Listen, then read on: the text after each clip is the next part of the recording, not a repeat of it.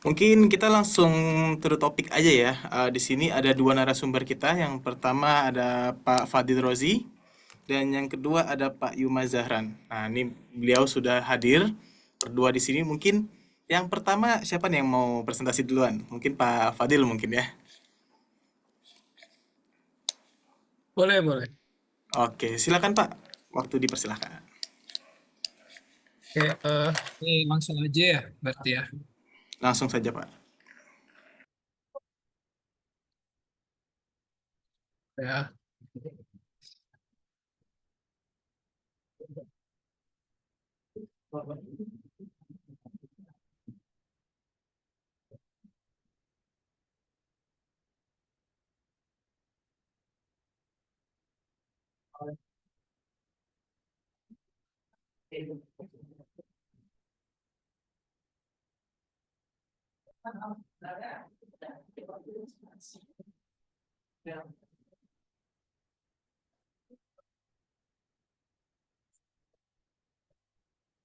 ya udah terlihat Mas.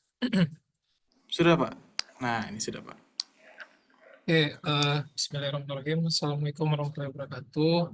Sebelumnya, terima kasih ya buat Mas Jonathan sudah membawa acara ini dan memberikan kesempatan untuk saya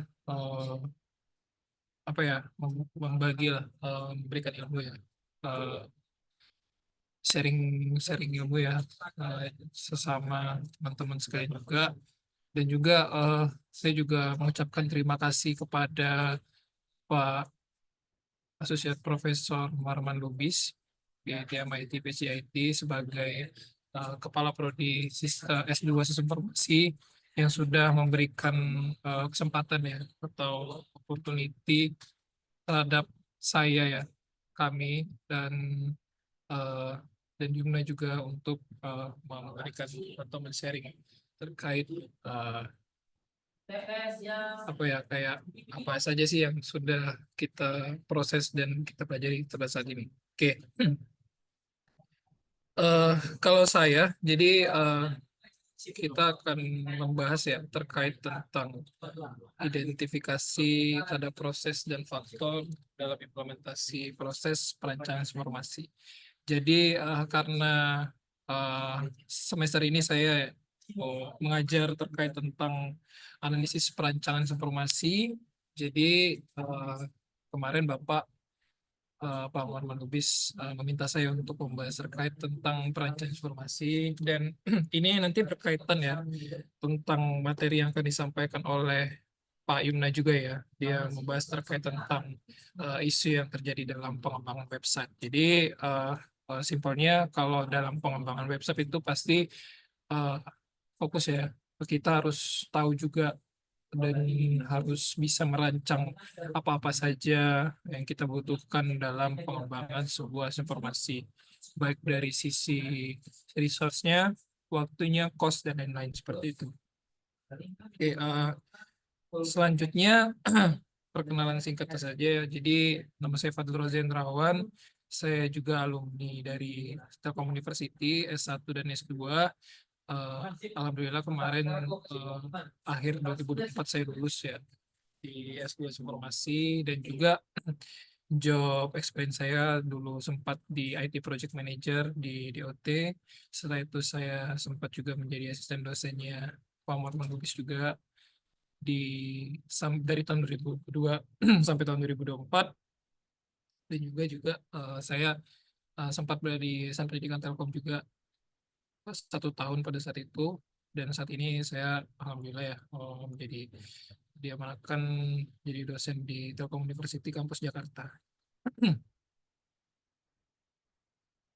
Oke, mungkin langsung masuk ya. Jadi sebenarnya yang sudah saya sampaikan tadi ya. Jadi fokus dalam perancangan informasi ini adalah mencakup dari aspek-aspek yang menjadi fondasi atau pengembangan sistem yang efektif dan efisien sesuai dengan kebutuhan pengguna. Jadi ketika aspek yang kita perlukan ya, aspek fondasi itu berarti basic ya, yang kita perlukan dalam pengembangan sebuah informasi yang sudah saya sampaikan ya. Di antaranya terdiri dari resource-nya, terus dari kebutuhan ya, antara biasanya itu dia antara pengembang dan juga antara eh, klien ya atau customer juga. Setelah itu juga baik dari kita mengukur dari cost, time, schedule dan lain-lain. Nah, di situ seorang apa ya eh, sistem analis ya yang role yang sesuai dalam proses perencanaan informasi ini bertindak penting lah untuk dalam proses perencanaan sampai akhir dalam pengembangan sistem itu sendiri. Sehingga perencanaan informasi ini dia terkait terhadap sistem development life cycle atau bisa dikatakan sebagai SDLC.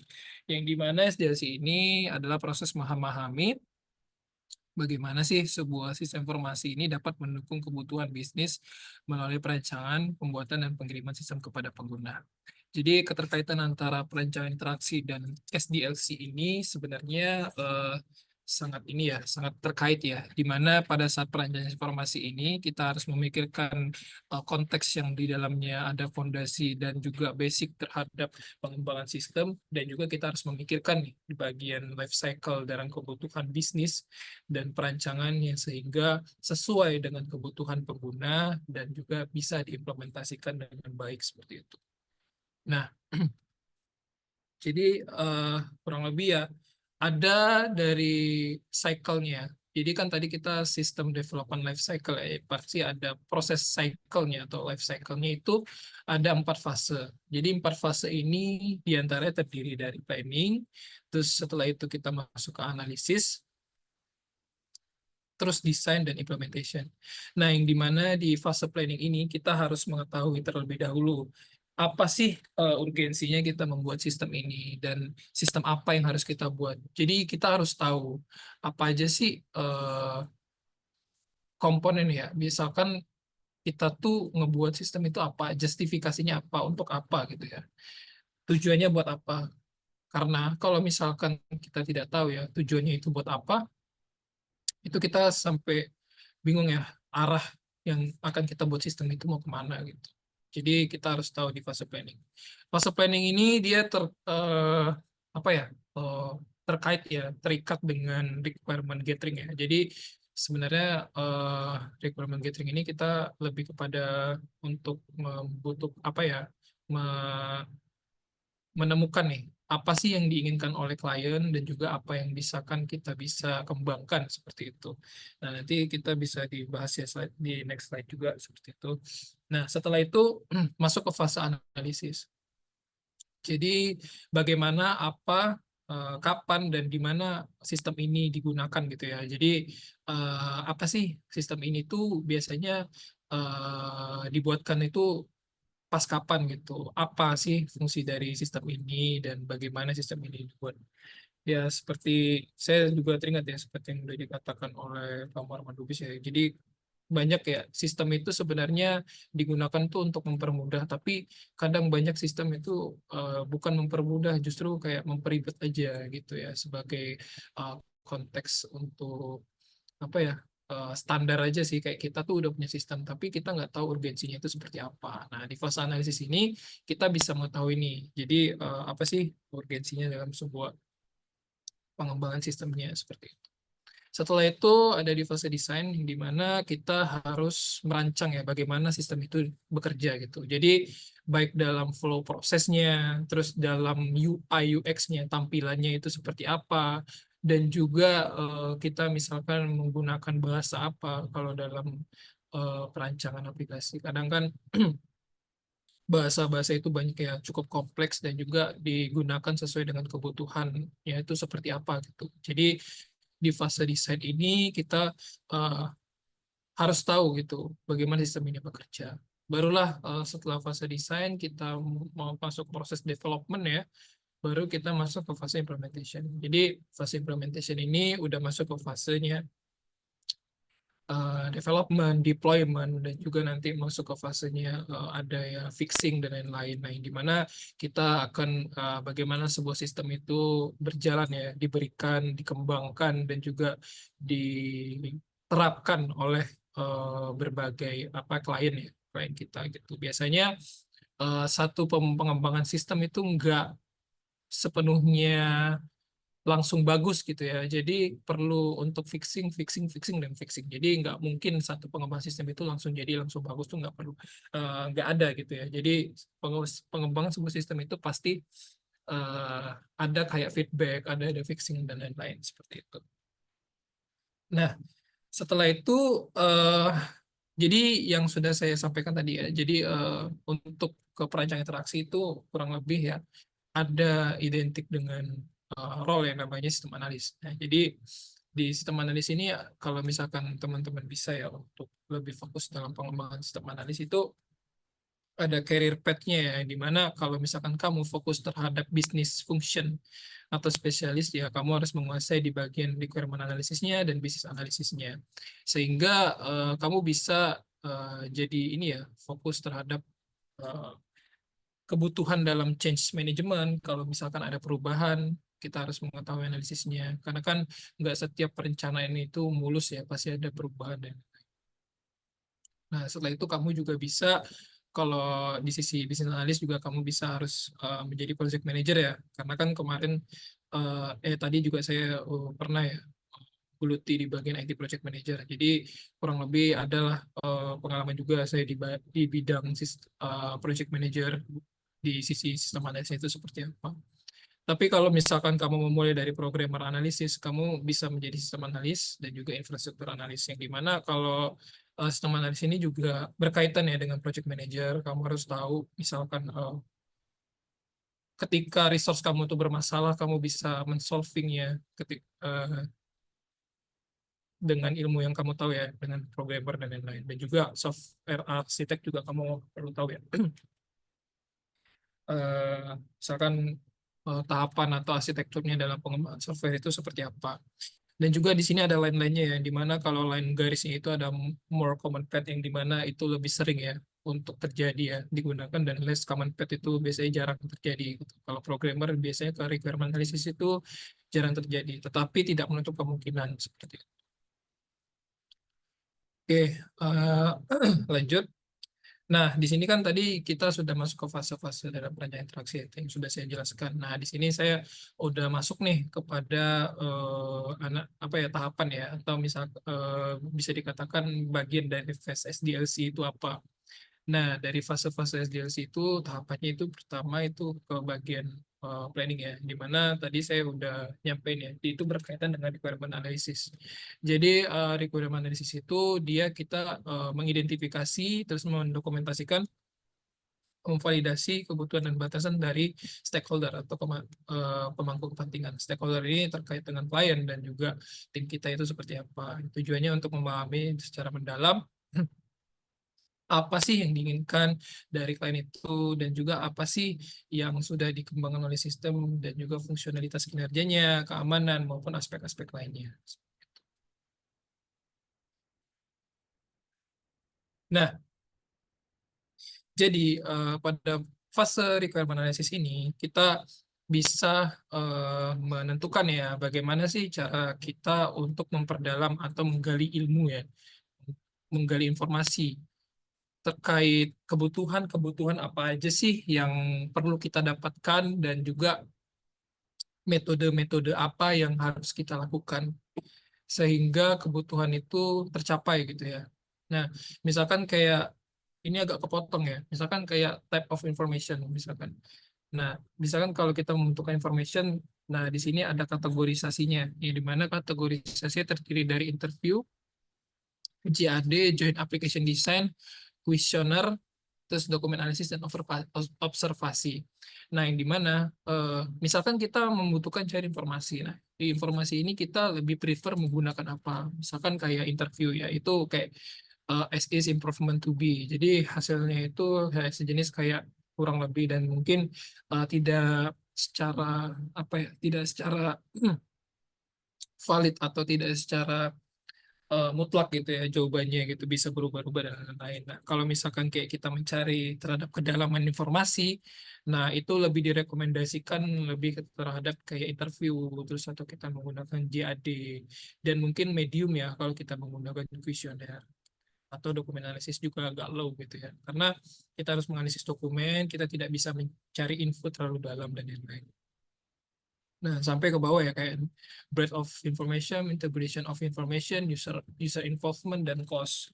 Nah, gitu. Jadi kurang lebih dalam fase requirement analysis ini kita bisa menentukan ya kayak gimana sih metode-metode apa sih yang harus kita gunakan ketika informasi apa yang perlu kita cari ya, informasi apa yang perlu kita gali dalam sebuah requirement analysis.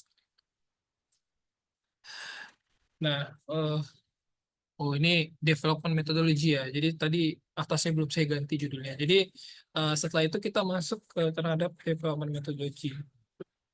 Nah, di development methodology ini adalah sekumpulan prinsip atau aturan dalam merencanakan, mengolah, dan mengendalikan proses pembangunan sistem perangkat lunak. Yang dimana dalam pengembangan sebuah sistem informasi atau sistem ya, aplikasi itu pasti kita harus tahu kita menggunakan metode apa.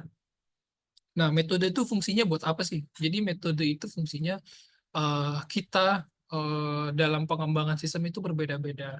Mana sih yang lebih lebih relevan, mana sih yang lebih efektif, mana sih yang lebih efisien dalam sebuah pengembangan. Sehingga dalam penerapan atau pengembangan sebuah sistem informasi yang diantaranya terdiri dari aplikasi atau perangkat lunak ini dapat direncanakan, dikembangkan sesuai dengan jalannya. Dan pengembangannya ini tidak eh, apa ya sesuai dengan porsirnya lah ya. Kalau misalkan porsirnya pengembangan aplikasi yang secara kompleks, nah itu kita misalkan pakai apa? Pakai sprint atau pakai eh, metode metode Scrum dan lain-lain. Nggak mungkin kayak kalau pengembangan yang secara kompleks itu kita pakai waterfall ya udah kayak langsung buat aja. Nah, beda halnya juga tadi kan kalau misalnya kita membuat aplikasi sederhana atau sebatas dengan dashboard gitu ya, kita nggak mungkin pakai sprint yang sekompleks itu ya. Kita perlu kayak sprint review tiap minggunya atau sprint yang tiap bulannya dan lain-lain. Nah, sehingga kita tahu nih kita bisa menempatkan itu di mana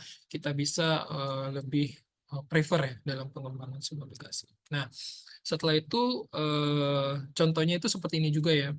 Nah, misalkan ability to develop kita misalkan menggunakan unclear use requirement. Jadi tidak banyak membutuhkan kebutuhannya ya usernya. Nah, kita lebih rekomendasi itu menggunakan apa sih? Kalau misalkan konteksnya kepada requirement mungkin lebih condongnya kepada prototyping atau throwaway prototyping atau kayak agile methodology yang diantaranya ada XP dan Scrum seperti itu. Nah, kalau misalkan kayak ada short time ya, kalau short time itu lebih kepada waktu yang dibutuhkan tuh sedikit gitu ya pengembangan aplikasi. Kita lebih prefer menggunakan apa gitu ya. Ada yang waterfall. Kalau waterfall kan nggak bisa langsung karena kan kalau waterfall itu kita nggak bisa balik ke phase sebelumnya ya atau bisa misalkan dikatakan eh, fase ya atau grouping ya grouping dalam pengembangan aplikasi sebelumnya itu kita nggak bisa balik. Jadi kalau misalkan ya udah kita selesai di batas login ya udah kita lanjut ke fase yang lain seperti itu. Tapi kalau tidak kalau Scrum ya tidak menutup kemungkinan pasti bakal balik lagi seperti itu. Nah, beda halnya dengan kompleks ya. Kalau kompleks ini juga sesuai dengan apa ya eh, kebutuhannya ya. Di sini ada struktur metodologi, RAD metodologi, dan agile metodologi. Nah, bisa dilihat seperti ini ya. Jadi, secara singkat, apa saja sih yang dibutuhkan ya dalam sebuah pengembangan itu sesuai dengan metodologi atau metode-metode development yang harus kita kembangkan itu seperti apa. Nah, setelah itu kita masuk ke sistem desain metode ya. Nah, jadi setelah kita masuk metodologinya, developmentnya, baru kita masuk ke sistem desain yang dimana di sini kita sudah merancang ya, sudah tahu kita pakai apa, terus di requirement gathering kita udah eh, bisa tahu apa yang user butuhkan, terus juga kalau di development kita tahu apa yang menggunakan metode apa. Nah, kita masuk kepada sistem desainnya yang dimana di sini kita merencanakan, mendefinisikan, menggambarkan sehingga kita tuh tahu gitu gimana sih jalannya aplikasi ini, tahapannya itu seperti apa gitu dan juga apa-apa aja komponen yang dibutuhkan, usernya siapa aja, aktornya siapa aja. Kalau admin itu bisa ngapain aja, terus kayak customer itu cuman bisa ngapain aja. Nah, itu di situ baru kita masuk ke sistem desain. Nah, contohnya seperti ini ya. Ini secara singkat aja sih. Jadi, kalau misalkan teman-teman yang pernah masuk ke mata kuliah APSI ya, atau yang pernah S1 di informasi pasti nggak asing ya dengan sistem desain ini, yang dimana terdiri dari use case diagram, yang dimana di use case diagram ini kita harus tahu kayak fase dari use case-nya apa, terus pre-condition sama post-conditionnya, terus ada main flow, yang dimana flow-nya itu ngapain aja di dalam use case itu, dan juga alternatif course-nya itu seperti apa. Nah, yang dimana nanti di main flow ini kita turunkan lagi ke activity diagram, yaitu gimana cara user itu atau aktor itu berkomunikasi dengan sistem itu seperti apa, dan juga sehingga kita tergambarkan lah, terdefinisikan arah dari aplikasi ini apa, maunya itu seperti apa gitu ya.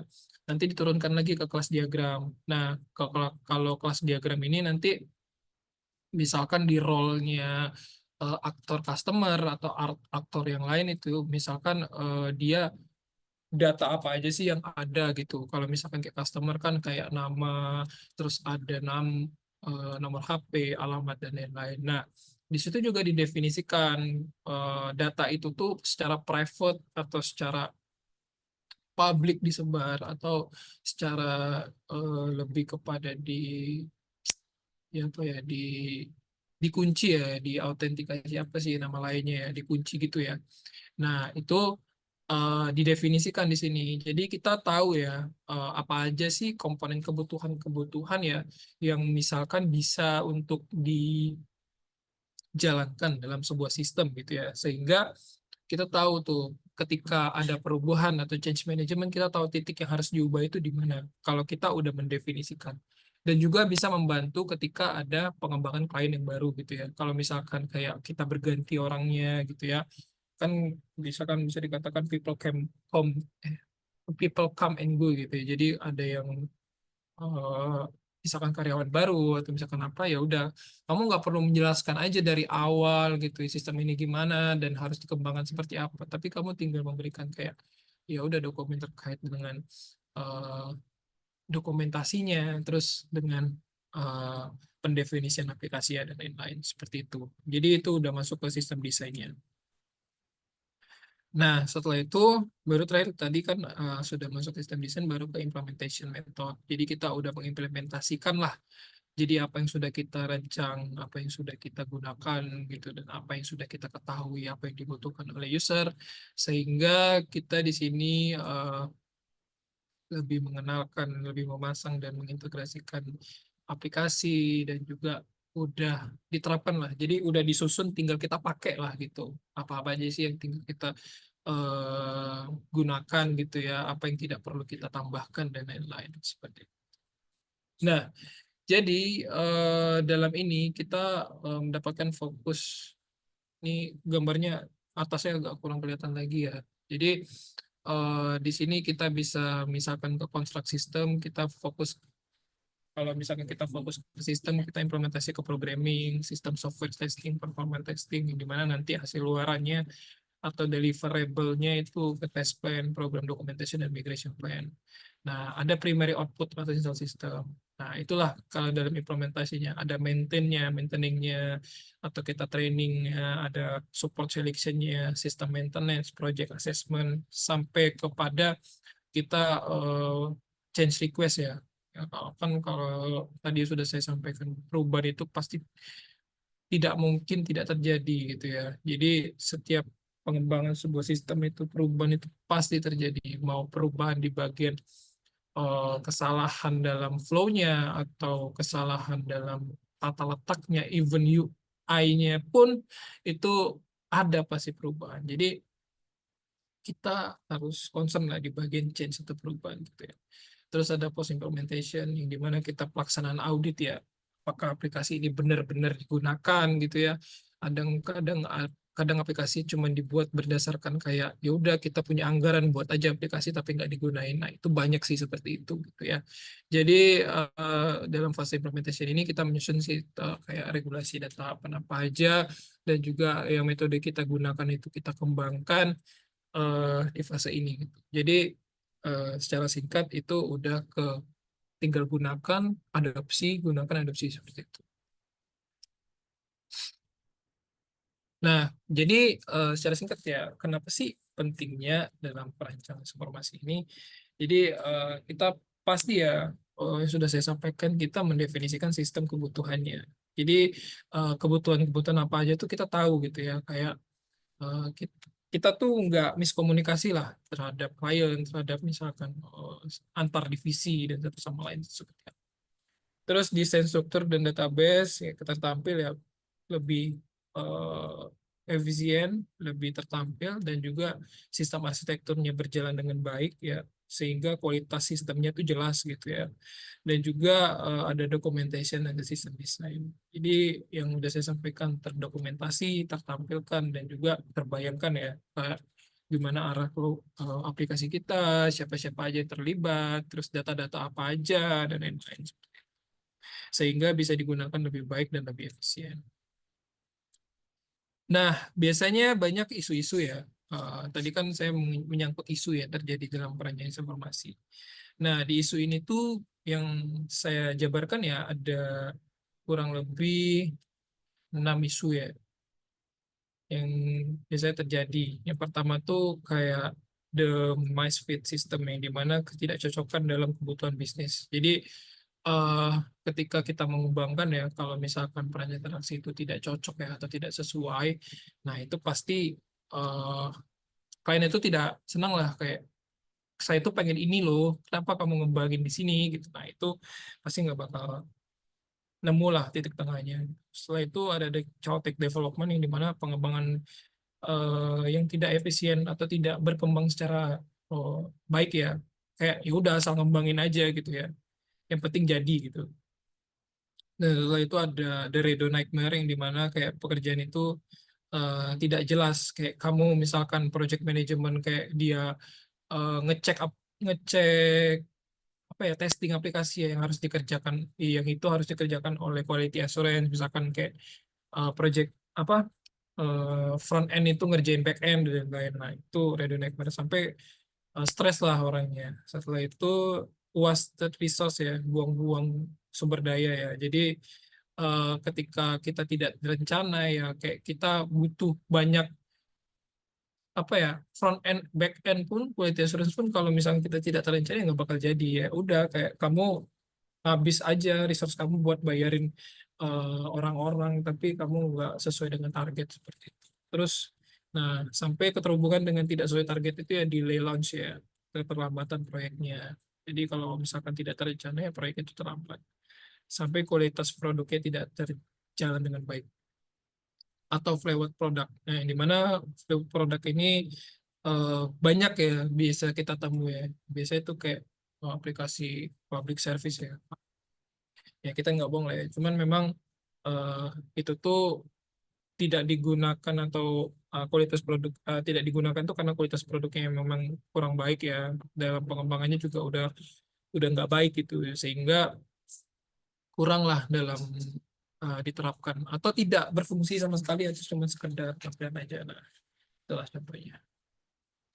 Nah, jadi eh banyak ya isunya ya. Di sini ada berita kayak Johnny G. Plate itu pada tahun 2024 itu saat ini mengatakan, waktu itu jadi menteri apa, Kominfo ya, ya sekarang udah jadi Komdiji ya, di mana dia menemukan 24.000 aplikasi pemerintah dan lembaga, yang dimana aplikasinya itu tidak terintegrasi gitu ya. Jadi banyakin aja aplikasinya, tapi nggak berfungsi satu sama lain. Ini sebagai contoh ya di daerah saya, makanya saya eh, pakai contoh daerah saya sendiri ya, karena saya merasa resah juga. Jadi kayak aplikasinya sekedar kayak ya udah kamu nampilin poster aja dan memperingatkan, mengucapkan minal aidin wal faizin, tapi kamu nggak apa ya, tidak berfungsi aja, kayak kamu naruh naruh poster aja, kayak kamu nggak bisa dapat informasi apa-apa dari situ. Linknya dan itu dan lain-lain. Makanya saya, karena saya dari Jambi, jadi mungkin saya pakai daerah saya sendiri, jadi saya merasa nggak apa-apa lah kalau daripada daerah orang, jadi bahaya gitu kan. Nah, setelah itu ya yang ya yang ini ya masalah lama lah ya, kayak KTP gitu ya. Yang dimana harapannya tuh bisa terintegrasi ya dengan satu data kan. Harapannya kan satu data, tapi implementasi itu belum terjadi sampai sekarang karena banyaknya isu perencanaan awal yang requirement kebutuhannya itu bermasalah dan juga kayak masih ada yang korup-korup dan lain-lain. Jadi ketika kamu memang udah sekedar buat-buat doang ya pasti nggak bakal apa ya nggak bakal kalau udah jadi pun nggak bakal kepake gitu ya sia-sia aja. Jadi kamu harus merencanakan dari awal banget itu apa dari SDLC phase tadi ya sampai ke sistem delivery-nya seperti apa. Nah, kalau contohnya ya kampus kita tercinta lah ya kayak TELU ya. Jadi di sini kamu bisa apa terintegrasi ya. Kamu mau misalkan kayak AI proctoring, terus kamu bisa melihat check-in employee juga bisa di sini, terus iGracias atau etiketing putih atau kita lisensi Microsoft gitu ya. Dan NDE dari YPT juga, Oprip dan lain-lain. Sehingga satu aplikasi pun cukup ketika kamu bisa apa ya kayak menghubungkan dengan aplikasi-aplikasi lain. Jadi kayak satu sumber itu udah bisa mengcover dengan sumber-sumber yang lain seperti itu. Oke, mungkin sampai sini ya untuk pemaparan dari saya. Jadi intinya atau kesimpulannya lebih kepada perencanaan itu kita harus tahu nih dalam pengembangan sistem itu tidak hanya sekedar pengembangan aja, tapi kita harus merencanakan, harus tahu konteksnya apa, justifikasinya apa, isunya itu seperti apa, dan kemungkinan-kemungkinan apa yang terjadi itu seperti apa. Nah, sehingga aplikasi atau web tampilannya itu sesuai atau bisa digunakan. Nah, nanti penjabaran dari permasalahan-permasalahan yang terjadi dalam web itu nanti dibahas oleh Pak Yumna ya. Jadi mungkin pemaparan saya udah sampai sini. Eh, Mungkin cukup ya. Saya tutup. Assalamualaikum warahmatullahi wabarakatuh. Saya kembalikan lagi kepada Mas Jonathan Wibowo. Terima kasih, Mas. Oke, terima kasih Pak Fadil yang sudah memberikan atau sharing-sharing materi yang pastinya ini menambah insight kita ya tentang sistem informasi. Mungkin ada beberapa pertanyaan, tapi tahan dulu teman-teman karena abis ini ada Pak Yuza yang langsung saja akan memberikan materi-materi yang pastinya lebih menarik dan juga sama menariknya nih ya, sama kayak Pak Fadil. Mungkin Mas Yuza bisa dipersiapkan atau sudah ready mungkin Mas? Oke, sudah ready. Terima kasih, Oke, Jonathan. siap Mas. Silakan Mas. Oke, sebelumnya saya izin buka terlebih dahulu ya untuk sore hari ini. Assalamualaikum warahmatullahi wabarakatuh dan selamat siang kepada di sini sudah hadir ya. Bersama kita ada Pak Muharman Lubis dan teman-teman semua di sini yang istilahnya walaupun masih di vibes Lebaran semangat banget ya buat ngikutin webinar kita hari ini yang istilahnya tuh udah lebih maju lah ya.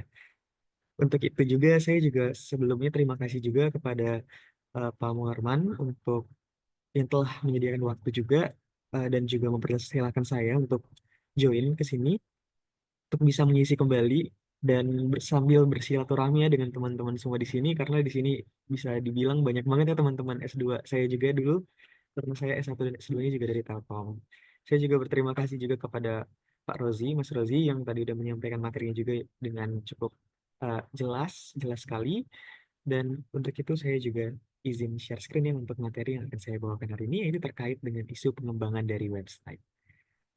Mungkin, wait a minute, please. Saya coba share screen ya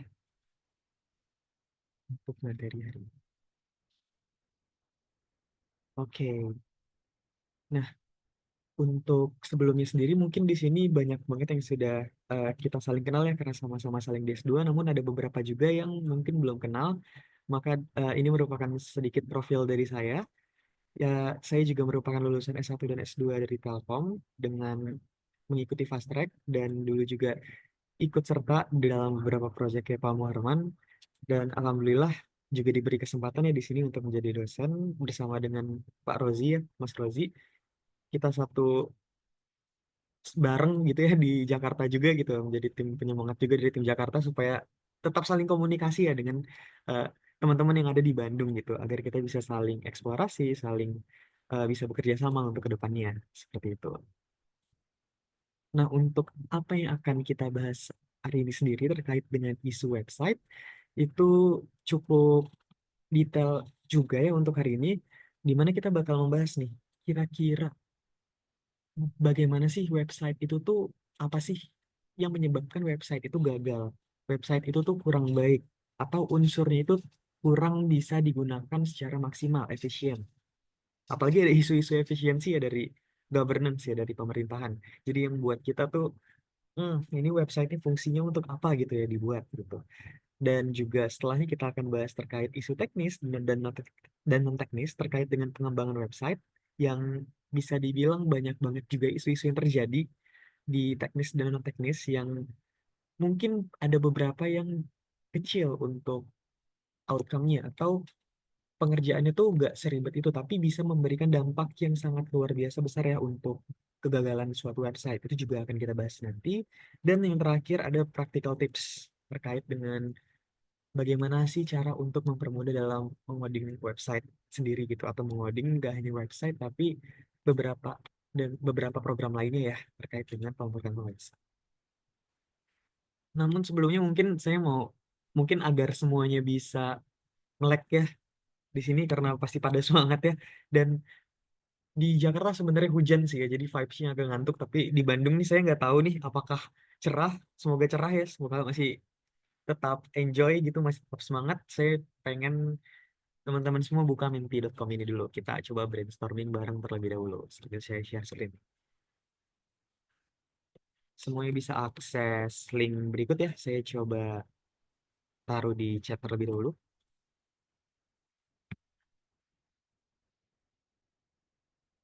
Dan saya buka untuk link Mentimeternya.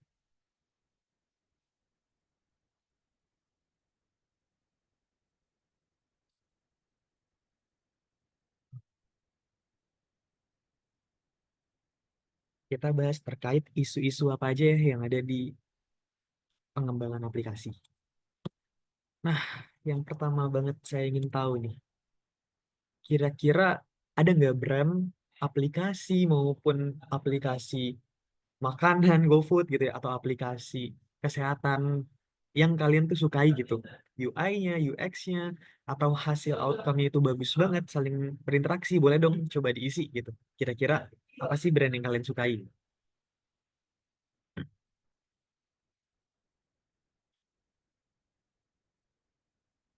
Sambil saya tunggu di sini sudah ramai banget ini ada 40 orang dan pasti banyak banget nih website atau aplikasi yang UI-nya nih kalian suka banget. Oke, ini rata-rata aplikasi yang sering kali kita gunakan ya ada WhatsApp, Spotify, Duolingo itu ya. Itu tuh teknik marketingnya juga bagus banget ya Duolingo yang dengan Tokopedia. Itu salah satu mungkin yang menyebabkan dia aplikasinya naik ya dan pemakaiannya juga cukup enak. Halodoc dan banyak lagi ya sebenarnya untuk website atau aplikasi yang bagus banget untuk bisa dibilang kita lihat pengembangannya sampai ke kita sebagai user sendiri itu suka gitu. Ada waktu waktu tunggu kita di sana tuh lama banget gitu ya. Mantap banyak banget nih. LinkedIn, wah ada yang suka buka LinkedIn ya. Sangat ini ya berarti sangat rajin dan juga produktif sekali ya buka LinkedIn ya. Mantap banget emang anak-anak Telkom ini. Next kalau gitu kira-kira aplikasi apa nih yang teman-teman tuh kurang sukai ya? Maksudnya tuh oh ini tuh bisa dikembangkan lagi nih. Ini tuh mungkin fitur bagian ini tuh bisa lebih maksimal lagi kira-kira ada nggak? Mungkin boleh dong kita coba review bareng nih di sini. Waduh, Igracias. Siapa ini yang menjawab Igracias ya? Kenapa tuh kalau boleh tahu? Nanti kita coba bahas setelah ini ya. Shopee, oke. Kalau Shopee itu mungkin karena terlalu banyak ya informasinya, jadi DJP online. Wah, ini udah ada sedikit isu-isu terkait nih yang udah di spill-spill di DJP online ya. Apalagi kemarin tuh udah baru aja laporan pajak ya. Jadi pasti pada ribut semua. Stockbit, website pemerintah. Dan sepertinya mungkin maksudnya kurang di sini itu bukan dalam konotasi negatif ya. Tapi positifnya itu bisa kita analisis dan kita bisa kembangin gitu untuk ke depannya.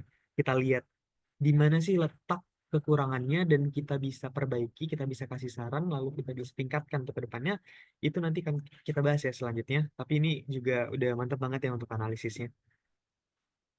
Kalau gitu apa sih perbedaan kedua website tersebut dari yang teman-teman sukai dan yang tidak sukai yang membuat teman-teman nih, oh kita tuh bisa mengembangkan ini gitu. Atau bisa disebut alasannya gitu. Bisa dong disampaikan juga gitu. Misal tadi kan ada yang bilang Blibli itu jelek, tapi eh, Tokopedia misalnya lebih baik gitu. Mungkin ada nggak perbedaan alasan kenapa salah satu aplikasi itu lebih baik gitu? Apakah dari UI-nya yang lebih bagus atau dari teknik marketing yang lebih oke gitu? Itu boleh banget. Coba sharing sama kita lagi.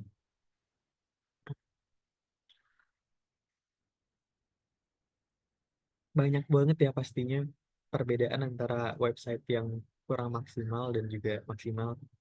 Tidak ada otomatisasi. Oke. Ini benar-benar salah satu solusi yang harus diselesaikan oleh sistem informasi ya. Untungnya teman-teman semua di sini merupakan mahasiswa sistem informasi. Lalu ada user experience, user interface-nya kurang, UI UX-nya kurang, dan rata-rata untuk alur perancangan interaksinya juga masih belum maksimal. Dan setelah tadi materinya udah disampaikan oleh Mas dan atau Pak Rozi, udah lebih pasti udah lebih siap ya untuk membuat website yang lebih interaktif gitu, responsif, oke, tidak tampilannya tidak baik gitu. Kurang lebih bener ya untuk teman-teman semua di sini untuk banyak banget perbedaan antara website yang baik dan yang masih bisa ditingkatkan. Dan di sini kita bakal bahas mengapa sih hal tersebut itu bisa terjadi gitu. Dengan 4 pokok bahasan yang bakal kita pelajari hari ini. Terima kasih ya sebelumnya udah brainstorming bareng. Untuk hasil brainstormingnya benar-benar bagus banget semua. Dan saya izin share kembali untuk PPT-nya. Seperti yang tadi dilihat ya bahwa banyak sekali ya website yang bisa dibilang masih bisa ditingkatkan ya atau bahasa jeleknya itu gagal gitu. Hal ini kenapa sih banyak yang gagal? Kita tahu dari mana sih? Jadi ini saya ngambil referensi ya dari Standish Group di UK terkait Chaos Report. Banyak sekali proyek IT baik individu maupun grup yang gagal gitu. Ada sebanyak 29% proyek itu yang gagal total, baik dari awal sampai akhir itu gagal total gitu. Hal ini kenapa terjadi? Mungkin salah satunya dari awal perancangan itu belum dibuat semaksimal mungkin ya. Belum disesuaikan dengan kebutuhan dari user, kebutuhan dari sistemnya sendiri. Untuk itulah 29%-nya itu gagal. Lalu 52-nya, ini yang paling besar, 52%-nya itu mengalami tantangan yang besar. Maksudnya tantangan ini apa? Maksudnya itu website-nya itu masih harus kita misalnya sprintnya udah selesai, tapi masih ada yang belum kita mundurkan gitu, atau bisa dibilang masih ada backupnya yang harus kita selesaikan gitu terkait errornya. Karena kita tahu ya, mungkin teman-teman di sini juga pasti udah banyak sekali yang punya project. Sebenarnya dalam suatu project, apalagi aplikasi atau website, itu pasti ada yang namanya target selesainya. Dan target selesai itu biasanya kita naruh ekspektasinya itu hanya sampai bisa digunakan saja. Tapi ketika ada outlier atau misalnya ada user yang bermasalah, itu belum kita selesaikan solusinya saat itu juga. Itulah yang banyak terjadi, banyak kekurangan yang membuat proyek IT itu mengalami tantangan besar ketika kita implementasinya. Benar ya, tadi seperti anggaran, waktu, atau fitur-fiturnya yang belum bisa secara maksimal digunakan, itu sebesar 52% tuh ada di dunia. Dan sebanyak, bisa dilihat sebanyak 19% aja ya yang bisa dianggap tuh sukses sepenuhnya. Bahkan dibilang sepertiga aja pun masih belum bisa gitu ya. Hal ini kenapa terjadi? Karena foundationnya itu terkait atau foundational untuk membuat website itu kadang tuh kita belum tahu. Untuk itulah di sini kita membahas isu-isu ini, mengingatkan kembali supaya kita bisa siap ke depannya. Ketika kita ada project, ketika kita ingin membuat eh, usaha perseorangan ya di bidang proyek, analis gitu, konsultan itu kita bisa langsung saja lihat dulu targetnya di mana. Nanti saya bakal kasih contoh juga cara untuk membuat dokumen itu seperti apa. Nah, ini ada alasan kenapa hal ini bisa terjadi. Sebenarnya alasannya banyak banget ya, tapi di sini saya list 4 alasan paling umum ya terjadi di suatu usaha yang membuat suatu implementasi aplikasi atau website itu tuh tidak maksimal. Yang pertama itu adalah kurangnya keterlibatan dari pengguna atau kliennya. Misalnya, saya ingin tadi itu membuat eh, aplikasi berbasis marketplace ya. Contohnya Bilibili atau Shopee tadi itu mereka membuat satu fitur dalam satu cycle, tentu aja nggak, istilahnya tuh belum sampai selesai ya. Ketika fiturnya udah selesai, baru mereka coba QC atau quality control, baru mereka akan minta usernya untuk membuatnya. Untuk itulah di sini keterlibatan dari user itu masih kurang gitu. Sebaiknya di dalam satu cycle itu ada istilahnya itu testing yang benar-benar user bisa cobain sendiri dulu gitu, agar kita tahu kira-kira website ini tuh pas gaya untuk digunakan dengan jumlah pengguna aplikasi sebesar ini, kita butuh eh, bisa dibilang database sebesar apa, itu kita bisa perkirakan baru. Kita perkirakannya dari mana? Dari keterlibatan penggunanya tentunya. Untuk itulah di sini user involvement itu juga sangat penting, teman-teman. Lalu persyaratannya juga banyak yang belum jelas ya. Kenapa saya bilang belum jelas? Itu karena biasanya permintaan dari klien ini sendiri untuk membuat website itu seringkali dadakan, seringkali banyak penambahan fitur-fitur, tentunya kalau kalian tahu ya. Dan hal inilah yang membuat suatu fitur itu tuh bisa dibilang kadang fungsionalitasnya itu berbeda tiap orang perspektifnya. Misalnya si A ini ingin membuat halaman login supaya mempermudah gitu, supaya ketika kita login kita bisa langsung buka marketplace-nya gitu. Tapi kadang ada juga yang perspektifnya itu tuh berbeda gitu, yang membuat eh, output dari suatu fitur itu kurang jelas. Lalu ada juga perencanaan yang buruk. Itu tuh biasanya terjadi ketika istilahnya tuh karena jadwal ya, ketika jadwalnya itu tuh dibuat dengan tidak masuk akal. Kadang tuh apalagi terutama yang back end developer ya, setahu saya teman-teman saya itu banyak banget yang diberikan deadline dengan sangat mepet, sehingga mereka itu kadang kewalahan, mereka itu kadang eh, yang seharusnya punya waktu lebih untuk mengerjakan itu tuh dirapel semuanya dalam satu waktu gitu. Inilah yang membuat kadang perencanaannya itu tuh bukannya bagus, bukannya sesuai dengan waktunya, tapi malah mundur. Dan yang terakhir itu keterlibatan sumber daya manusia. Ini sering banget terjadi di perusahaan-perusahaan di Indonesia ya. Terutama kalau kalian pasti di sini banyak juga yang udah kerja, kadang diberikan tugas misalnya sebagai back end, tapi kadang misalnya tim dari functional itu atau tim dari quality control itu belum ada, atau istilahnya masih dicari oleh, belum ada nih misalnya pegawainya, kadang masih disuruh mereka juga gitu yang mengerjakan. Jonathan ketawa-ketawa kayaknya ini ya, kayaknya pengalaman ya, atau teman-teman di sini pastinya ada yang beberapa yang punya pengalaman serupa gitu ya, dari back end sambil QC sambil support lagi ke ticketing error, itu tuh semuanya dikerjakan sama satu orang tapi gajinya masih sama. Banyak banget terjadi di Indonesia ya. Dan ini terjadi kenapa? Karena keterbatasan ya, istilahnya itu permintaan pasar dan juga hasil yang dikeluarkan oleh eh, universitas itu kurang selaras gitu. Untuk itu juga sebenarnya untuk mengatasi hal ini saya membuat satu platform ya. Waduh, jadi marketing ya. Itu tuh Minute Rules. Kalian semua bisa follow dan lihat juga nanti.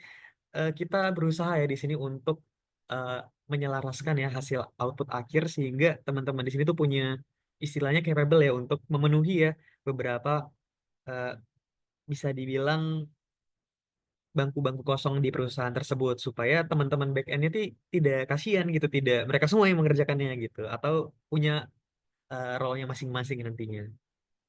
Jadi inilah beberapa contoh ya reason kenapa banyak banget istilahnya kekurangan ya di dalam website itu tuh kadang belum mumpuni ya secara maksimal. Lalu case example-nya ada apa aja?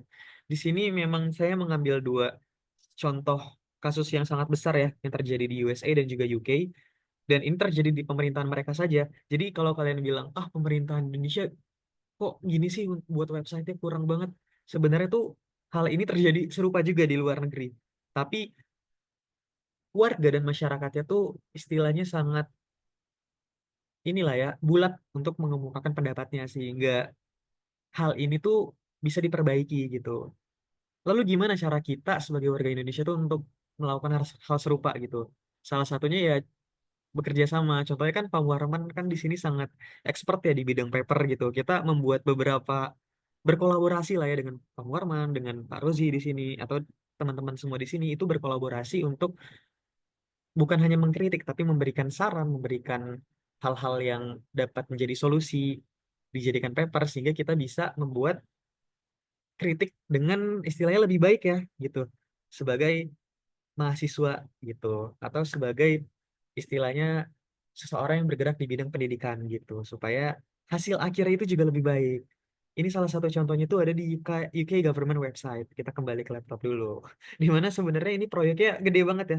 Ada 12,8 miliar euro untuk reformasi tunjangan online. Kenapa hal ini gagal? Pertama, karena dokumentasinya itu buruk. Dokumentasi itu tuh contohnya seperti apa? Contohnya itu ketika kita ingin membuat suatu website, ketika kita ingin membuat suatu aplikasi, pastinya kita list dulu ya, listing kira-kira apa aja nih yang mau kita buat, baik dari fiturnya, baik dari istilahnya proses alurnya, proses bisnisnya, bahkan perancangan interaksinya, seperti yang Pak Fadil tadi ceritakan, itu pasti ada dokumentasinya. Dan biasanya updatean dari dokumentasinya itu kurang mumpuni ya, kurang baik gitu. Untuk itu sebenarnya sekarang udah banyak ya tools yang bisa membantu, seperti Tableau kalau kalian tahu. Bahkan sedasar-dasarnya pun dengan mengoding Excel pun kalian pasti bisa gitu untuk membuat dokumentasi yang lebih baik gitu. Dan hal ini perlu untuk dilakukan. Lalu biasanya arah proyek itu tuh sering banget berubah. Misalnya kita fokus A, ketika kita lihat contoh dari Jepang itu B, kita pengen B aja gitu. Jadi berputar-putar, gak ada tujuan akhirnya gitu, gak bakal selesai gitu. Hal ini baik, tapi lebih baik lagi ketika kita udah set tujuan di awal dengan sangat point out dulu. Kita point out yang sangat penting dulu, tujuan akhirnya itu apa gitu. Barulah kita bisa membuat proyek yang lebih baik gitu dan sistemnya itu tidak teruji dengan baik. Ini biasanya di bagian quality control ya dan juga tadi ya karena kurangnya penggunaan user. Lalu ada juga contoh dari government di US itu dari healthcare government itu dari saat peluncurannya nih dari 250.000 pengunjung cuma 6 orang yang bisa berhasil. Bayangin itu 0,00 berapa persen yang cuma berhasil gitu loh untuk mengakses healthcare gov. Hal ini kenapa? Karena mereka tuh nggak menganalisis, nggak forecasting dulu kira-kira berapa pengunjung yang ingin, yang butuh, yang istilahnya itu tuh eh, nggak based on data mereka analisisnya. Untuk itulah juga diperlukan ya nantinya komunikasi dengan data analis, data scientist untuk melihat forecasting kira-kira berapa banyak eh, produk, istilahnya kalau kita bicara seputar marketplace tadi atau user yang mau masuk ke aplikasinya itu kita harus siap untuk forecasting dulu. Untuk itulah perlu adanya kolaborasi di dalamnya gitu ya. Penyebabnya apa untuk healthcare.gov ini? Jadi servernya overload, tim vendornya itu nggak terkoordinasi dengan baik sehingga hal ini tidak dapat selesai dengan baik ya.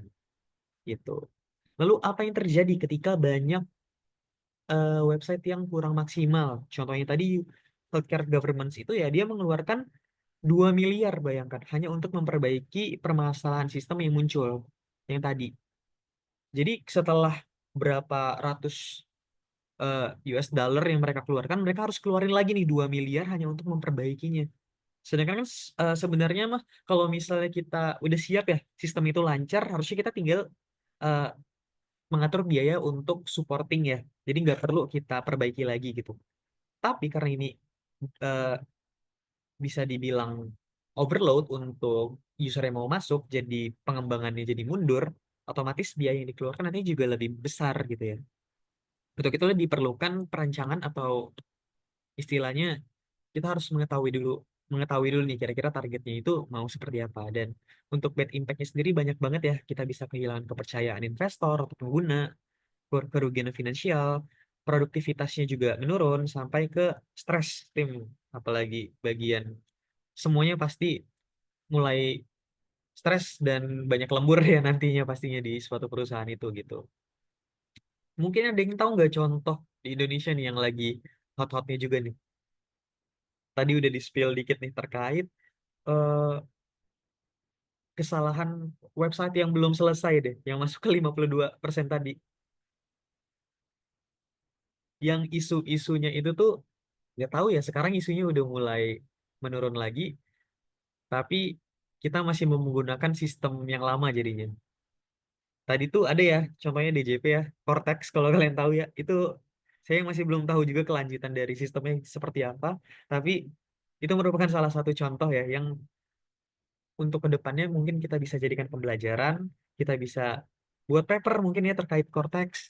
Ini ada, betul ya dari eh, Mas Rizky dan juga Mbak Friska ya, Cortex ya, udah jelas banget ya untuk pengembangannya itu bisa kita tingkatkan lagi gitu. Lalu ada juga isu teknis nih untuk pengembangan website.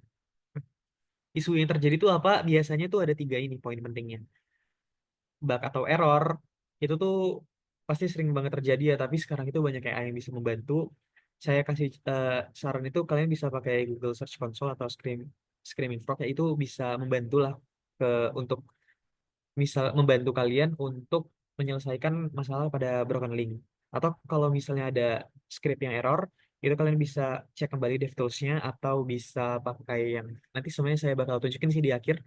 Kalian bisa pakai black box AI ya, itu udah semua orang pasti pakai itu gitu. Dan juga kalian bisa pakai framework yang responsif gitu.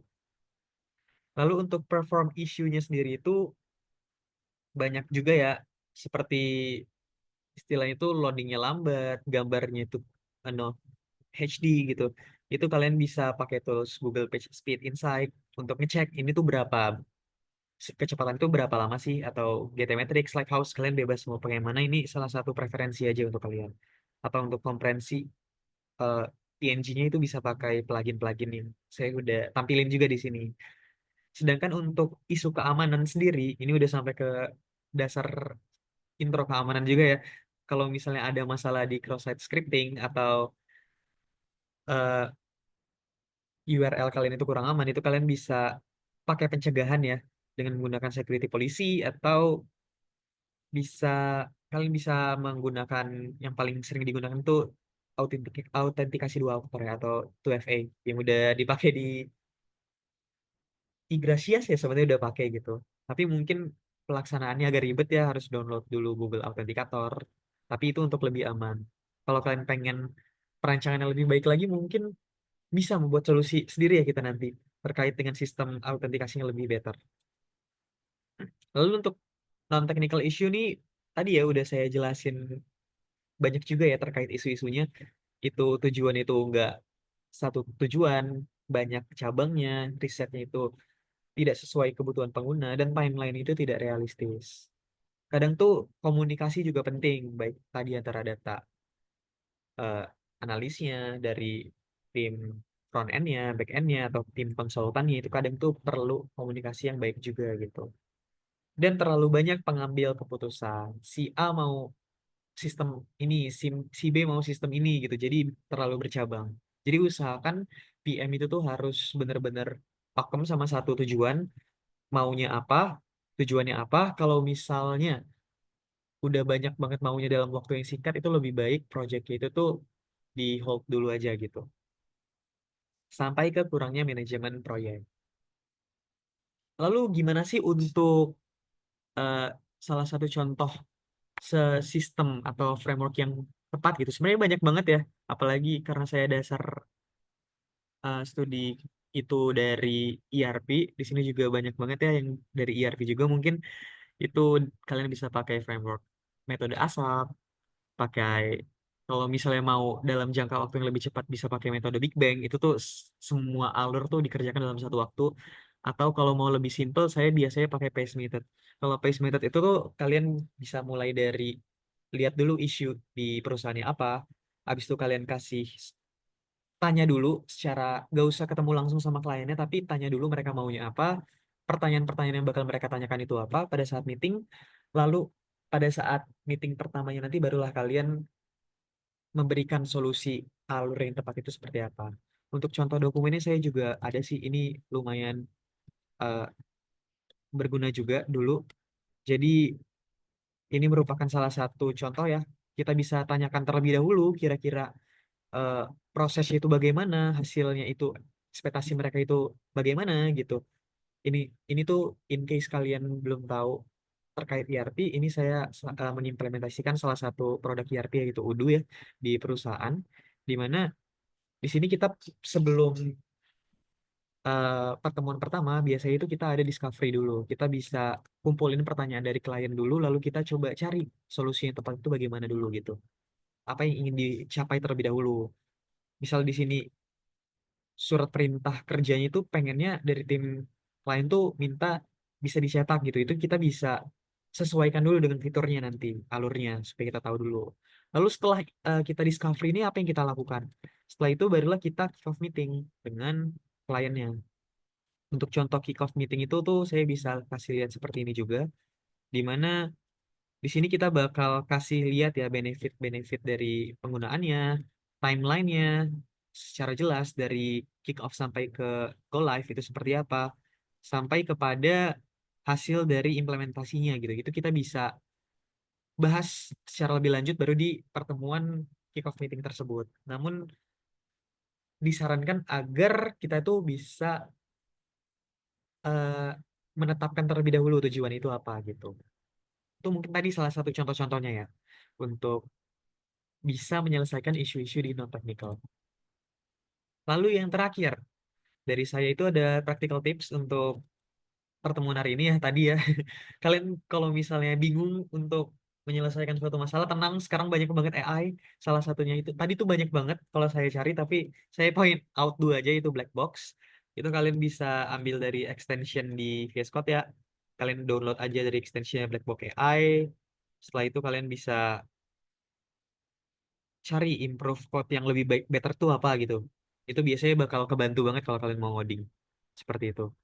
Banyak banget ya AI yang bisa membantu kalian gitu ya. Jadi jangan takut untuk mencoba dan tetaplah karena kita udah tahu ya isu apa aja yang udah terjadi, solusi dari saya yang saya harapkan tuh ke depannya semoga kita bisa saling kolaborasi ya untuk memberikan ya solusi yang tepat terhadap beberapa website yang bermasalah tadi atau masih belum selesai tadi. Baik, mungkin sekian ya dari saya untuk penjelasan materi hari ini. Terlebih dan terkurang saya terima kasih untuk eh, saya juga apresiasi nih kepada teman-teman semua dan terima kasih juga kepada Pak Warman yang telah memberikan saya waktu. Untuk itu saya kembalikan waktunya kepada moderator itu Jonathan. Terima kasih. Oke, terima kasih Mas Yuza dan Mas Fadil yang sudah memberikan materi yang sangat menarik ya hari ini teman-teman. Oke, ini waktunya untuk kita tanya-tanya jawab kali ya. Oke, teman-teman di sini yang ingin on mic bisa langsung raise hand aja ya, atau yang pengen di chat boleh banget ketik pertanyaan kalian di chat dan tujukan kepada siapa. Oke, mungkin ada yang mau bertanya duluan mungkin dari teman-teman di sini yang sudah hadir, yang kepo-kepo. Oke, ini ada Pak Dadan, mungkin Pak Dadan boleh Pak langsung saja diajukan pertanyaannya Pak. Ya, terima kasih. Mungkin saya kurang tahu pertanyaannya yang tepat kemana, cuman ada sebuah kasus, misalkan ada project atau aplikasi yang pernah dibuat, lalu tidak dilanjutkan lagi dengan berbagai macam apa uh, masukan, dan akhirnya mungkin setahun atau beberapa bulan atau setahun kemudian ingin dimunculkan lagi, dibuat lagi. Itu ada nggak sebuah metode atau framework atau treatment khusus yang harus disiapkan biar proyek yang sudah lama itu, yang sudah ditimbun itu bisa bisa bisa dimunculkan dengan baik gitu, dengan bisa dijalankan lagi proyek tersebut gitu kan. Kalau selama ini kan kayak dari titik nol nih, titik di mana kita harus tahu kebutuhannya apa, stakeholdernya apa, tapi ketika proyek itu sudah istilahnya sudah setengah jalan, terus ditimbun, terus dimunculkan lagi, apakah ada treatment khusus untuk hal seperti itu? Oke, Ini enggak? oke, terima kasih Pak Dadan atas pertanyaannya. Mungkin Ya. siapa nih yang mau jawab duluan nih? Oke, mungkin Mas Fadil mungkin ya yang pertama Mas. Oke, terima kasih Pak Dadan sebelumnya. Jadi mungkin saya belum ada apa ya kayak kemarin ya waktu di fokusnya di web development ya. Saya belum menemukan apa ya kayak metode apa sih yang lebih cocok ya ketika kita sempat vakum ya untuk web itu di developing tapi dia dilanjutkan lagi gitu ya. Tapi mungkin ya kemarin saya sempat pernah update ya itu aplikasi Tapros ya. Aplikasi Tapros itu aplikasi dari Kabupaten Tuban. Nah, yang di mana dia itu redesign atau mengupdatekan aplikasinya. Nah, sebenarnya kalau metode yang apa yang bisa digunakan itu kita bisa tahu dulu metodenya itu dia pakai metode apa sebelumnya, Pak. Jadi kalaupun memang misalkan dia menggunakan metode Scrum, nah itu ya kita pasti mengikuti metode yang lama gitu ya untuk diimplementasi lagi lebih awal. Nah, dan juga kalaupun memang belum ada ya metode sebelumnya ya, kita bisa ngecek tuh kayak yang sudah saya tampilin tadi kan, ketika dia aplikasi lumayan kompleks ya, metode mana sih yang lebih relevan untuk diimplementasikan sih seperti itu. Kurang lebih seperti itu sih, Pak Dadan. Oke. Terima kasih Mas Fadil atas jawabannya. Mungkin Mas Yuza pengen nambahin atau mau Oke, melengkapi Mas? boleh saya izin melengkapi ya. Terima kasih juga. Tadi Pak Rosi udah menjawab dan pertanyaan baik dari Pak Dadan yang sering banget juga ya untuk aplikasi itu kadang di hold, kadang tuh ada fitur yang diutamakan terlebih dahulu, jadi fitur yang satu itu terlewat gitu ya. Udah lama nggak dibuka-buka lagi, udah lupa gitu. Udah ini fiturnya terkait apa sih? Mau buat apa sih? Kadang sampai bingung sendiri gitu, ini fungsinya apa gitu ya. Jadi kadang tuh ini juga terjadi eh, di saya, tapi mungkin prospeknya nggak selama itu. Tapi bener banget tadi untuk apa yang telah dijelaskan oleh Pak Rozi, pasti ada yang namanya handover documentation-nya gitu atau HO-nya ya, di mana Pak Dadan mungkin bisa analisis terlebih dahulu nih, apakah sebelumnya metodenya itu menggunakan Agile atau tadi Scrum mungkin. Jadi untuk selanjutnya itu tuh bisa dianalisis terlebih dahulu dan pilihan itu memang cuma ada dua. Apakah memang ingin melanjutkan fitur tersebut atau aplikasi tersebut, atau kita buat lagi yang lebih baik lagi. Kadang tuh karena orang capek untuk analisisnya, jadi kadang tuh mereka buat baru lagi aplikasinya gitu ya, dan itu tuh sebenarnya kurang baik sih. Lebih baiknya itu kita coba analisis terlebih dahulu untuk dari handover dokumentasi seperti apa, lalu kita bisa gunakan framework framework yang istilahnya menunjang lah ya. Kalau misalnya ingin mengubah juga boleh nanti. Dan atau ketika kalau pada dan di sini punya usulan framework baru itu lebih bagus lagi, Pak. Karena dulu saya juga sempat buat paper yang menggabungkan beberapa metode, namanya Cybernetic Blue Method, tapi memang lagi proses ini sih untuk di-publish. Dan kalau misalnya dari kasus tersebut Pak Daden menemukan solusi yang lebih kreatif, lebih efisien, itu bisa banget Pak untuk nantinya dikembangkan Pak. Bahkan bisa jadi ide paper ya Pak dari problem tadi gitu. Mungkin segitu saja Pak dari saya. Mungkin bisa menjawab juga pertanyaan dari Bapak. Terima kasih. Oke, jawaban yang luar biasa ya dari narasumber kita pada sore hari ini dan juga terima kasih atas Pak Dadan atas pertanyaannya. Ya, Mungkin sama-sama. kita langsung ke Mbak Friska mungkin ya sebelum kita masuk ke pertanyaan yang lewat chat ya. Mungkin silakan Mbak Friska bisa ditanyakan pertanyaannya. Baik, terima kasih atas kesempatannya dan penjelasan materi dari em, beberapa hari ini. Izin bertanya, tadi kan sempat dimention tentang kasus yang lumayan hangat tentang masyarakat ya. Kira-kira POV dari Bapak semua ini bagaimana solusi yang dapat diterapkan ya sebagai usulan juga untuk pemerintah biar ya aplikasi yang dibangun itu bisa benar-benar dianalisis dengan baik, lalu pengembangan juga lebih baik gitu dari yang sebelumnya. Itu. Terima kasih. Oke, terima kasih Mbak Friska atas pertanyaannya. Mungkin Mas Yuza bisa menjawab duluan atau Mas Fadil, silakan Mas. Oke, boleh. Oke, terima kasih ya Mbak Rizka. Kita udah saling kenal ya Mbak. Udah cukup lama. Gimana kabarnya Mbak Itu Friska? gimana? Apakah udah mulai pusing? Ada pegang bagian korteks juga? Oh, enggak. Oh enggak ya. Tapi emang kasusnya lagi hangat banget ya Mbak terkait korteks ini gitu ya. Iya, benar. Soalnya Bahkan kan lumayan gitu ya, katanya efisiensi, tapi kayaknya anggarannya juga nggak cukup kecil gitu ya untuk pembangunan itu. iya bener banget. Bahkan yang saya bingungkan tuh sampai kadang tuh usernya login aja nggak bisa gitu loh. Ini authentication fitur login ini masalahnya kenapa gitu loh. Jadi sebenarnya saran dari saya sih mungkin selain karena error atau pengembangan yang kurang cukup baik ya karena tadi mungkin jangka waktunya terkesan cukup mendesak ya. Apalagi di Indonesia ini tuh emang konsep Candi Borobudur ya sehari jadi gitu ya. Jadi saran dari saya, solusi dari kita ya mungkin yang saat ini bisa kita analisis, mungkin kita bisa membantu untuk membuat plan yang lebih mumpuni gitu ya untuk Cortex kira-kira ke depan ini seperti apa gitu. Pengembangannya yang lebih baik seperti apa.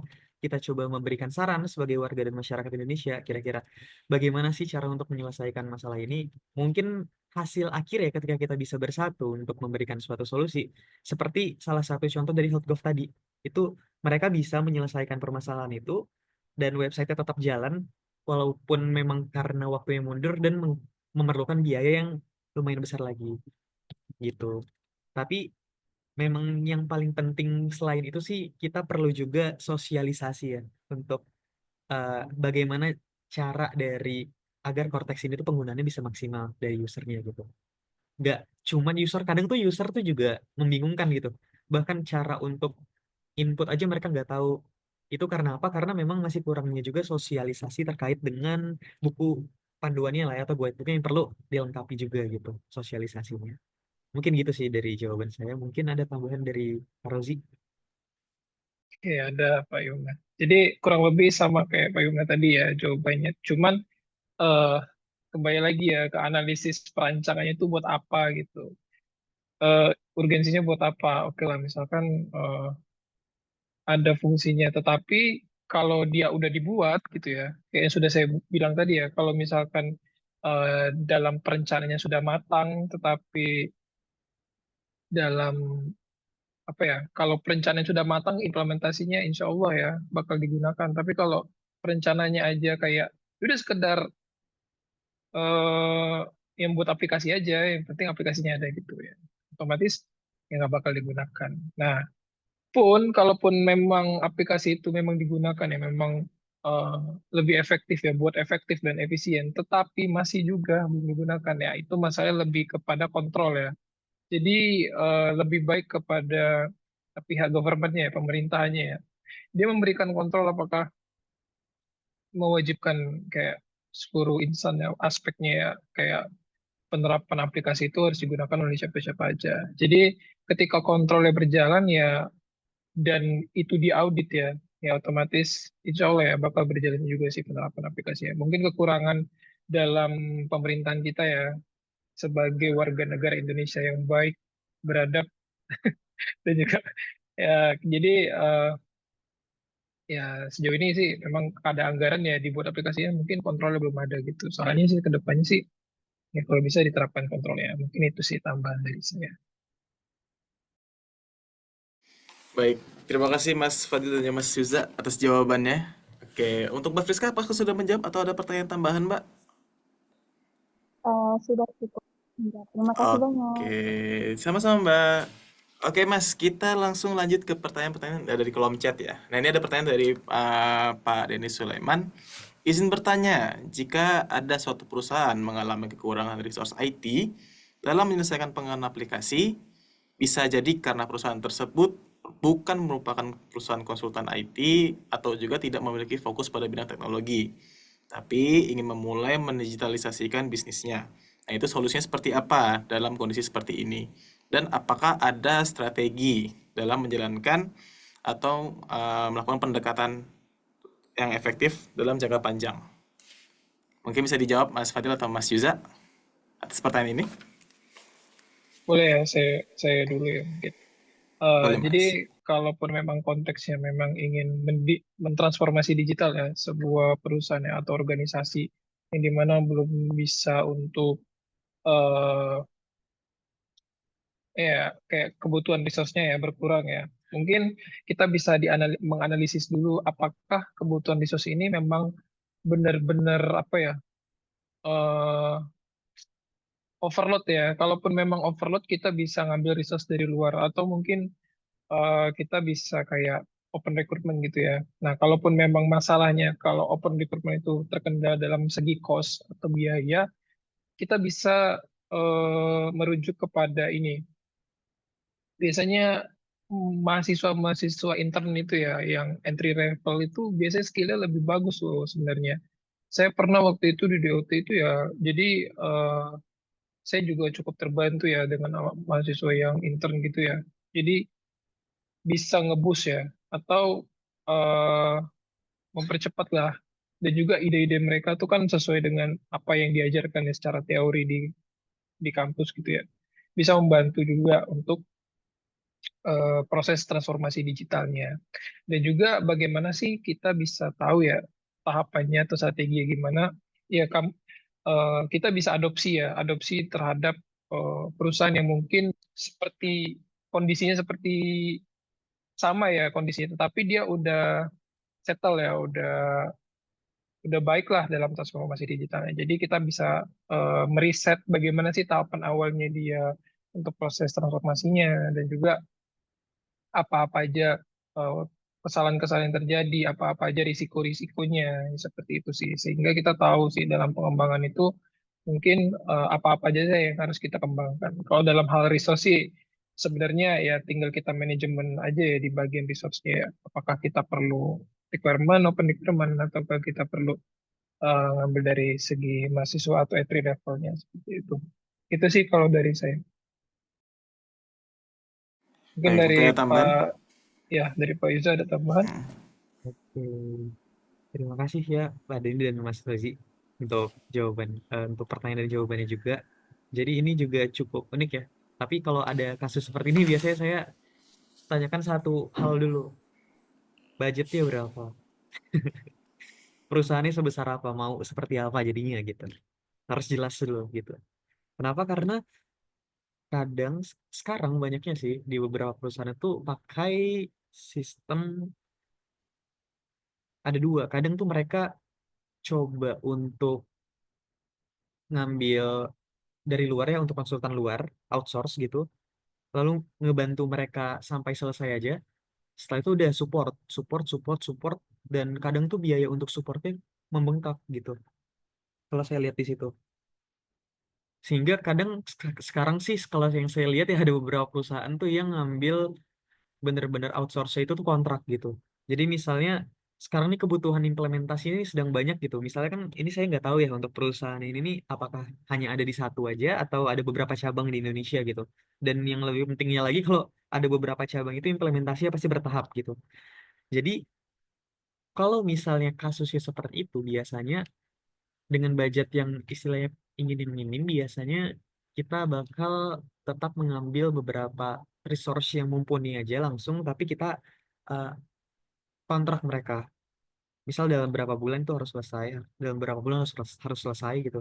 Nanti dari sana setiap hasil implementasi itu udah selesai, pastinya bakal berkurang ya kebutuhan dari implementasi sistem yang digitalisasi ini sehingga biayanya nggak membengkak lagi di sana. Gitu. Tapi kalau misalnya budgetnya itu masih on budget ya kalau cukup besar, saran saya sih main aman sih. Tetap pakai outsource konsultan yang udah expert aja daripada kalian gunakan setengah-setengah nanti malah sistemnya kayak tadi ya nggak jadi dan harus dikembangkan lagi update lagi dan lebih ribetnya lagi tuh kalau misalnya kalian udah pakai kita udah pakai sistem A tapi kita pengen upgrade ke sistem B dan datanya itu juga belum rapi gitu itu biasanya cukup kewalahan sih untuk dananya malah cukup besar lagi itu jadi tetap stay on budget aja gitu dan melihat mana yang lebih baik gitu di dalamnya strateginya. Mungkin dari saya itu aja. Terima kasih. Oke, terima kasih Mas Fadil dan Mas Yuza atas jawabannya lagi ya. Oke, next kita masih ada satu pertanyaan lagi di chat. Nanti setelah ini ada satu pertanyaan secara langsung dan itu pertanyaan terakhir ya atau pada sore hari ini ya. Oke, ini Mas ada pertanyaan dari Mas Rizky Aulia ya. Ini ada Mas, tanya untuk Mas Yumna. Oke, tadi kalau nggak salah dengar, kita bisa menulis paper yang berhubungan sama analisa satu website. Pertanyaannya, apakah kita bisa langsung melakukan analisa di website tersebut atau harus menghubungi pemilik website seperti website pemerintah? Dan kira-kira tool apa yang bisa digunakan untuk menganalisis website tersebut? Oke, silakan Mas. Oke, oke, terima kasih ya untuk pertanyaannya untuk Mas Rizky. Untuk hal ini tuh tentu saja agar lebih etis ya kita memang harus minta izin terlebih dahulu ya kepada website yang ingin kita tuju, ingin kita berikan solusinya. Bahkan kalau misalnya solusinya tepat untuk mereka, kadang mereka malah suka pasti. Kenapa? Karena kapan lagi gitu ya kita sebagai peneliti memberikan solusi yang gratis gitu. Karena kan biasanya solusi itu tuh mahal ya, Mas Rizky, cukup mahal gitu untuk diberikan kepada suatu perusahaan gitu. Lebih baik lagi ketika Mas Rizky hasil output akhir solusinya itu tuh memang bisa diimplementasikan tapi dengan mengajukan dana gitu, baik dari perusahaan atau investornya atau pemerintahnya gitu, itu lebih bagus lagi. Tapi kalau misalnya hanya ingin sampai ke tahap analisis gitu, kritik solusi yang belum capable untuk menyelesaikan semua permasalahannya, misalnya di bagian satu bagian saja, itu mungkin bisa menggunakan sampel gitu ya.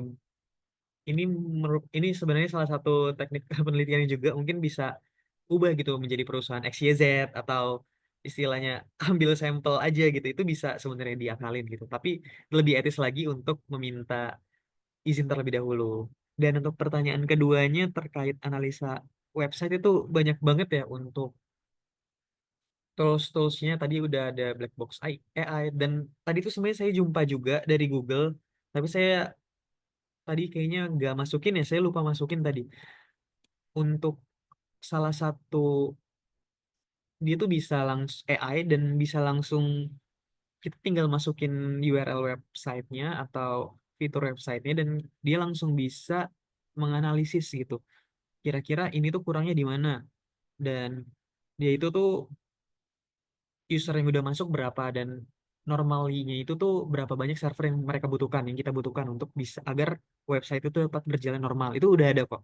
Banyak banget website yang seperti itu. Dan itu tuh setahu saya tadi saya cari dari Google. Itu bisa banyak banget kalau misalnya kita riset-riset ya, kita cari-cari gitu untuk tools yang membantu, apalagi AI ya, dengan yang lebih positif gitu ke depannya, yang dapat membantu kita. Mungkin seperti itu sih dari saya, Mas Rizky. Semoga bisa menjawab ya.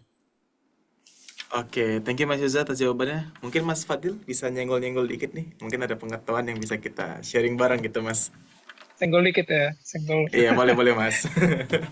Kalau saya sih benar sih tadi pas sepikiran kata Pak Yuna ya, kita bisa pakai menyamarkan tidak menspesifikkan nama ya. Misalkan dinas perkebunan apa, aplikasi nggak boleh gitu. Jadi kalau etisnya dalam penelitian itu kita misalkan kayak lebih kepada community service of sosial kayak gitu ya, atau kita menyamarkan sebagai apa gitu. Jadi konteksnya secara general. Dan mungkin kalau kita ya eh, meminta izin kan kadang agak sulit ya. Jadi kita ambil konteks permasalahannya, terus mungkin ada relasi kenalan-kenalan gitu, ada satu orang yang kerja di sana ya. Nah itu bisa untuk kita apa ya? Kita rujuk lah kalau misalkan beliau itu memang kompeten di sana gitu, sehingga penelitian kita itu lebih valid lah ya untuk hasilnya dan lain-lain. Jadi sebagai contoh, kalaupun memang kita ngambil ke Kementerian Kesehatan, misalkan kita harus minta surat ke Kementerian Kesehatan, tahap apa, tak lama lagi kita dipanggil kan kita nggak tahu. Jadi mungkin ada relasi yang minimal di bagian perawatan atau di bagian dia kerja di dinas kesehatan pun itu udah bisa mencakup seperti itu. Jadi nggak meribetkan kita minta izin ke kementeriannya langsung gitu. Dan juga kita harus penamanya ya jangan spesifik gitu ya, general aja kalau memang kita ingin mencitasi di bagian situnya sih seperti itu. Gitu sih kalau dari saya. Oke Mas, thank you Mas atas jawabannya. Ini pertanyaan secara langsung bisa dilontarkan dari teman-teman, boleh? Resen dong, yang pengen tanya-tanya sama narasumber kita nih. Udah keren-keren kan ya, udah sharing-sharing hari ini. Masa yang tanya masih dikit sih gitu kan ya. Boleh teman-teman yang mau tanya, boleh aja langsung raise hand atau langsung on mic aja nggak apa-apa. Saya tunggu dulu ya. Oke, tapi Mas, dalam analisa suatu website gini, itu yang dianalisis itu sebenarnya hanya websitenya aja atau kinerja websitenya atau juga dari usernya, Mas? Kayak bagaimana user atau seberapa handal user dalam menggunakan aplikasi ini, Mas? Mungkin bisa dijawab, Mas. Kalau analisis ya, dalam Mm-mm. perancangannya sistem informasi itu kita udah masuk kepada dari awal banget sampai akhir banget tuh kita udah menganalisis gitu risiko-risiko kemungkinan yang terjadi itu seperti apa dari segi cost, resource dan kemampuan resource kita juga kita harus analisis di bagian mana. Ya, sekompleks itu gitu. Jadi banyak lah. Jadi makanya diagram kalau pernah belajar APSI ya diagram itu lumayan banyak juga gitu. Fungsional, use case, activity, dan lain-lain. Itu sih Mas.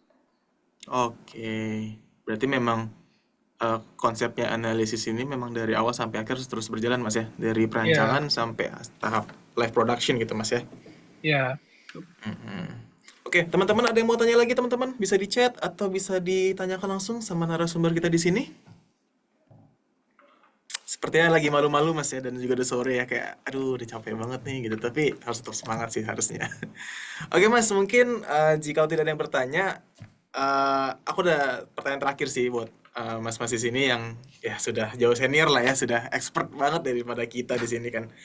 Mas mau nanya, tips and trick sebagai kita nih mahasiswa sistem informasi khususnya ya, mahasiswa sistem informasi untuk kedepannya dalam pengaplikasian ilmu kita terhadap orang-orang di luar sana, Mas, atau untuk dunia luar lah gitu, Mas. Mungkin dari Mas Fadil dulu, Mas Yuza, Mas. Boleh, Mas. Mungkin masih saya dulu kali ya. Boleh, boleh, Mas. Kenapa ini Mas Fadil? Oke deh. Tadi berarti ini ya. Ya udah deh saya dulu ya. Boleh, boleh, Astagfirullahaladzim. Mas. Oke. Bagaimana sebagai mahasiswa ya untuk mempersiapkan lah ya istilahnya sebelum nanti terjun langsung. Betul, Mas. Oke, sebenarnya sekarang itu banyak banget medianya ya dari dosen-dosen Telkom yang luar biasa hebatnya, Pak Muharman salah satunya ya. Banyak banget loh proyeknya yang bisa kalian ikuti gitu. Lalu dari program-program seperti MBKM, setahu saya websitenya juga lagi diperbaikin, kayaknya mau dibuka lagi gitu ya. Itu juga banyak banget ilmu-ilmu yang bisa kalian dapetin ya kalau kalian langsung terjun ke istilahnya kolamnya lah, yang lebih luasnya gitu. Dan saran saya sih sekarang itu jangan terlalu terspes langsung mengambil spesialisasi, tapi tetaplah berpikir secara generalis juga supaya kalian tahu masalah itu tuh terjadi. Memang point out itu kadang hanya ada di salah satu divisi saja, tapi hal yang menyebabkan itu tuh kadang dari semua divisi, baik tadi dari data analisnya, dari eh, keamanan websitenya, sampai ke bagian backendnya, itu tuh kadang saling terintegrasi, semuanya saling melengkapi. Dan kita sebagai mahasiswa sistem informasi yang udah punya ilmu semua itu tuh punya poin plus, terutama di Telkom ya, yang belajar semuanya. Jadi untuk itu gunakanlah, pakailah privilege itu dan ikutlah semua proyek-proyek yang dosen kalian sedang lakukan. Pokoknya manfaatkanlah masa masa menjadi mahasiswa ya. Ikut-ikut lomba, ikut-ikut proyek, pokoknya ikutin aja semuanya. Pasti seru nanti. Hasil nanti buahnya nanti di akhir biasanya pasti. Gitu sih dariku. Oke, dan Mas Fadil, apakah ada tips and trick, Mas? Ada. Boleh, boleh, Karena Mas. tadi karena Pak Yuza dulu karena lebih kompeten ya. Jadi lebih banyak lah itu ya. Kalau saya sih bagaimana sih cara mengaplikasikannya ya? Sesimpel kamu misalkan punya keresahan ya dalam keadaan sekarang itu ya nggak jauh dari pembahasan kita sekarang ya. Kalau punya keresahan tuh kamu bisa bisa memberikan solusi ya, ngasih ide, terus kamu publikasiin gitu ya. Jadi sehingga kamu nggak hanya kayak ya udah aku punya ide doang, tapi nggak ada impact apa-apa ide kamu ya udah kamu punya ide dan selesai gitu. Tapi kayak kurang lebih tuh kamu bisa mempublikasikan lah apa dari hasil solusi dari ide. Misalkan waktu itu saya punya eh, penelitian kayak membahas terkait tentang menganalisis kayak pegawai kontrak dan pegawai tetap itu seperti apa. Nah, kayak sesimpel itu kamu bisa eh, bisa mengimplementasikan itu ke dunia nyata gitu ya. Saya juga banyak belajar juga dari Pak Muhammad Lubis juga kan terkait tentang penelitian juga dan terkait tentang ya keresahan itu, penelitian itu pasti dasarnya dari keresahan seperti itu juga. Dan benar juga kata Pak Yumna juga kayak lomba dan juga kamu ikut banyak hibah juga sih kayak penelitian dan yang didanai, kamu juga bisalah cari sedikit-sedikit sasaran juga di sana juga kan. Dan juga kamu bisa juga dan juga di situ nggak hanya kamu dapat berupa materi, kamu juga dapat pengalaman dan juga dapat ya experience juga di sana. Sehingga ketika kamu menjadi apapun pun eh, kamu terbawa itu, hal itu juga terbawa. Gitu. Seperti itu sih kalau dari saya. Oke, berarti nasihat nih dari abang-abang kita, senior-senior kita ya. Yang pasti kita harus menyiapkan ya, apapun yang terjadi ya, apapun kebutuhan terhadap dunia luar besok kita harus menyiapkan dari segi sistem informasi dan juga kalau dari Mas Fadil ikut-ikut semua, coba-coba semua, entah penelitian, entah dari pengabdian masyarakat dan juga lain-lain. Oke, ini saran yang cukup baik ya karena pas magister tuh kayak lebih sulit gitu rasanya menghadapi tantangan-tantangannya Mas ya. Mungkin teman-teman ada yang mau bertanya? Kalau tidak ada, kita langsung saja ya, kita langsung akhiri. Kami ucapkan terima kasih terhadap Mas Fadil Rozi dan Mas Yuza yang telah memberikan materinya yang sangat-sangat berharga ya untuk kita di sini ya, dan juga menjadi pembelajaran untuk kita ke depannya. Semoga ini bukan yang terakhir kalinya kita bertemu, masih ada kesempatan-kesempatan besoknya, dan kami juga mengucapkan terima kasih kepada Prodi Sistem Informasi yang telah memberikan ruang dan waktu untuk kita saling sharing di sini. Mungkin sekian dari kami, saya Jonathan Arya, pamit undur diri dan selamat sore semuanya. Mas Troy, terima kasih Mas Sorry Jonathan. Terima kasih Mas. teman-teman semua. Semangat semuanya.